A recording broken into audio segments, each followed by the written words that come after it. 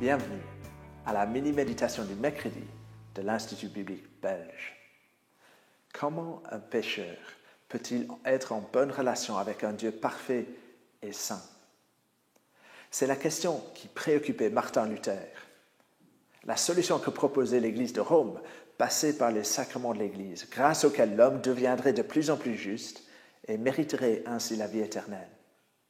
Mais Luther, sachant qu'il était pécheur et incapable de mériter quoi que ce soit de la part de Dieu, a rejeté l'enseignement de l'Église de Rome.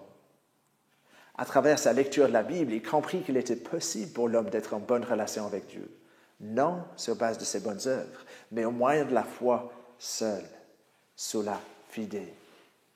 La foi selon la Bible, c'est croire en Jésus-Christ, lui faire confiance, venir à lui les mains vides pour recevoir sa grâce et son salut.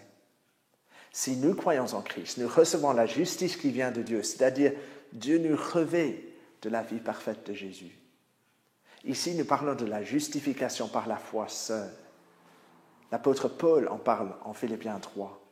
Je considère toutes choses comme une perte afin de gagner Christ et être trouvé en lui, non avec ma justice, celle qui vient de la loi, mais avec celle qui s'obtient par la foi en Christ, la justice qui vient de Dieu par la foi. Comme Paul, Luther a renoncé à l'idée de se présenter devant Dieu en invoquant sa propre justice. Il savait que seule celle qui vient de Dieu par la foi en Christ peut sauver.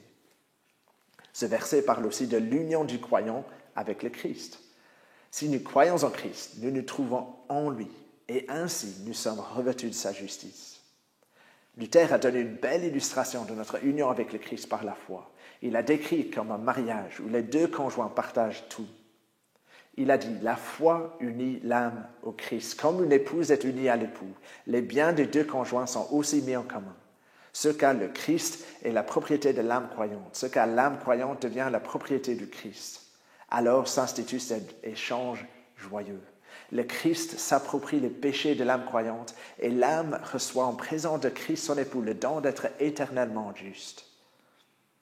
Par notre union avec lui, Christ a pris tout notre péché sur lui à la croix.